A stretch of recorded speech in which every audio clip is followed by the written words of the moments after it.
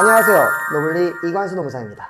이번 시간에는요, 육아휴직급여 대체 지원금 부정수급 관련해서 말씀드리겠습니다. 육아휴직급여를 수급하는 근로자가 있을 경우 육아휴직급여를 받으면서 육아휴직에 들어간 직원을 대신해서 업무를 수행하는 새로운 직원에 대해서는 정부에서 지원금을 지급하는 거죠.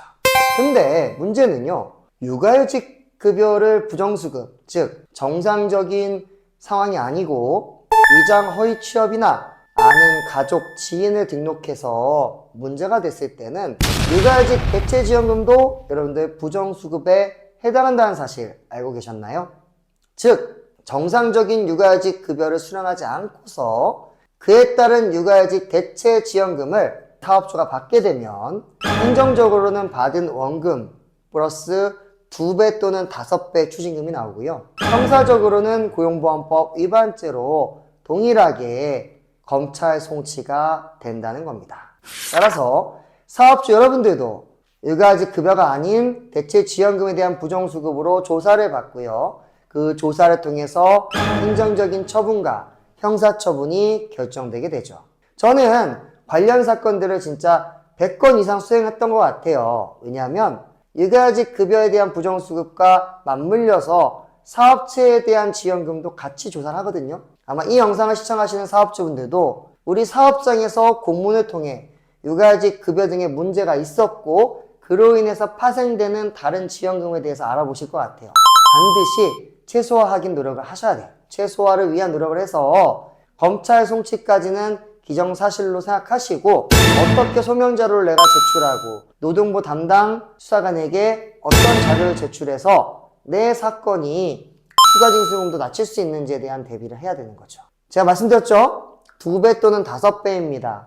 여기에서 어떻게 하면 내가 2배로 최소화시킬 수 있는지 추징금을 또는요 고의, 과실, 중대성 등을 보거든요. 자세한 부분들은요 결국에는 핵심 법리를 이해하고 고용보험법을 잘 파악해서 소명을 어떻게 하느냐에 따라서 추가징수금에 대한 배수는 달라지는 겁니다. 저 노블리 이관수 관련 사건 전문 아니겠습니까? 따라서 5배 추징금 나올 거를 2배로 제가 낮춘 사례들이 굉장히 많습니다.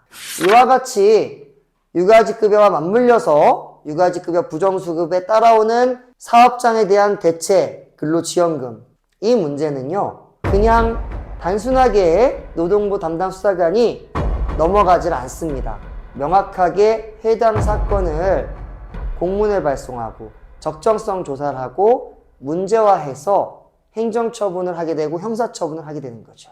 따라서 이와 같은 사건이 발생했다 하면 어떻게 하면 내가 정당하다고는 불가능해요. 정당하다고는 불가능하지만 최소화시키는 방법들이 있거든요.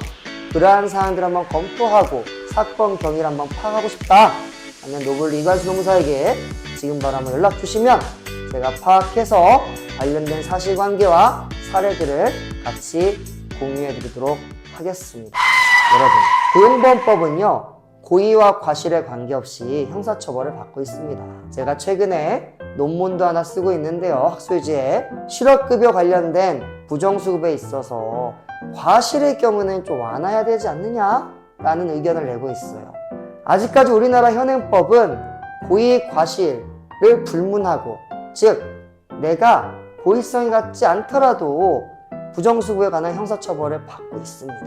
따라서 여러분들, 사업주 여러분들도 내가 고의성은 없었지만 대체 지원금도 수령하고 뭔가 내가 정부에서 지원금을 받았다고 하면 이와 같은 부조리에 대해서는 반드시 바로 짚어서 최소화시키시기를 바라겠습니다. 이 영상이 도움이 되셨으면요 구독과 좋아요 부탁드리고요. 관련 사항 문의 있으시면 언제든지 연락 주시기 바랍니다.